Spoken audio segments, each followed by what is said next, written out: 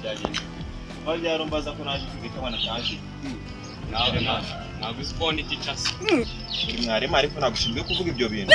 none se ntabwo ari njye ushinzwe abanyeshuri ako mwana wananiranye jewe nari ndwaye sibyo nari ndwaye icyo utumva ni iki urwaye iki se wari ndwaye umutwe imeze na nabi utansabyaga gushya mwarimu nawe ntukagorane usavaga gushya usukuje kwa muganga sibyo byumvikana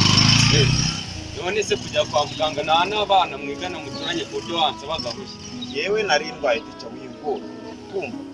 indwaye mvuye kwa muganga nta kintu utabona none se imitire cyangwa agakayi ko kwa muganga mu mugongo uretse gato baranamamagaye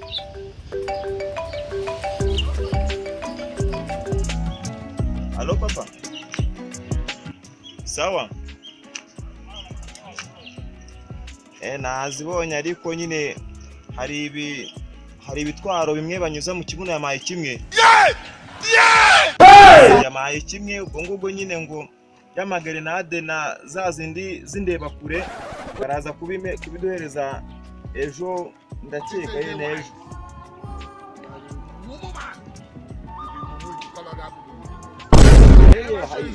izinyuzwa mu kibuno imwe nyine ndaje mbonye narabuze umuntu azitestingira aho nyine ubwo ngubwo ndamubonye ngiye kubimukoreraho muye na teacher avuye kwigisha nyine kumbaza n'ibintu bidasobanutse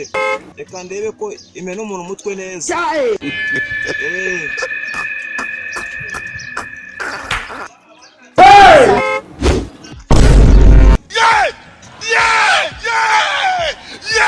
I get big ear. Arabeshe nagabonye ko mbimurasa ako ndaje musange